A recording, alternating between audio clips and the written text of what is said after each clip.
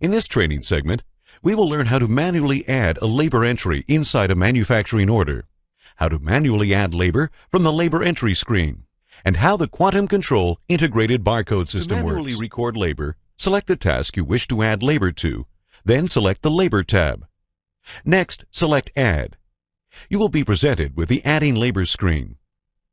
First, select the worker who performed the labor from the list of manufacturing users. Next, indicate what skill was required. The burden rate, fixed overhead, and variable overhead costs will default to those values set up against the skill. The default cost may be manually overwritten if necessary. Finally, enter the number of hours to record. Note that it is possible to use the start-stop time to determine the amount of time when recording labor.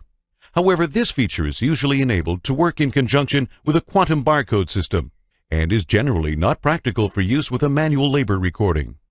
Select OK to finish adding the labor entry. Labor recording may also be accomplished using the labor entry screen. The labor entry screen is helpful when adding labor data to various manufacturing orders at the same time. From this screen, you may look up a manufacturing order number, look up the task operation the labor is associated with, select the employee from the worker lookup, and enter the number of hours. You may also enter the labor date, indicate rework, and also any additional information into the notes. Finally, if the Closed Task checkbox is selected, the task will be updated to a closed status on that corresponding manufacturing order. The Quantum Control integrated barcode system offers the most efficient and accurate method of labor data collection. Notice the Start Work and Stop Work barcode labels on the root sheet. These may be used in conjunction with an employee ID badge to easily collect real-time labor data. Employee IDs may be printed from the Employee Label menu under Forms and Reports.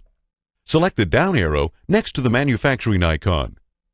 Next, select Forms and Reports. Next, select Employee Barcode Labels. Select Edit. Make sure that the standard employee list is selected for the document type. Next, select the Employee Codes table by clicking on the three dots.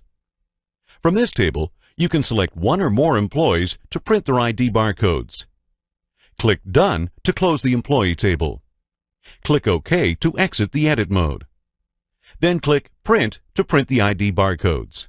When recording, labor employees will first scan their ID, then enter the Start or Stop barcode label. As employees scan in and out of task operations, the employee may also have the option to update the status of the operation they are currently working on. There are currently 3 hardware options available for the Quantum Barcode system when it comes to labor collection. The first is an RF radio frequency system that allows for the wireless transmission of information around the shop. It requires the use of a PC base station and handheld units available from Worth Data. The second option, similar to the first, utilizes Wi-Fi communication rather than radio communication and also offers the same wireless functionality as the RF unit. The final option is the use of a USB keyboard emulator scanner. The barcode scanner is plugged directly into the PC's USB port, and the PC will run a small utility application that maintains a connection to the Quantum database.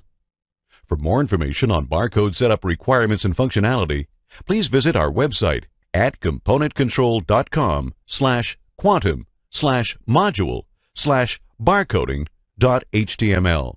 To recap what we learned in this training segment, we learned how to manually record labor from a manufacturing order.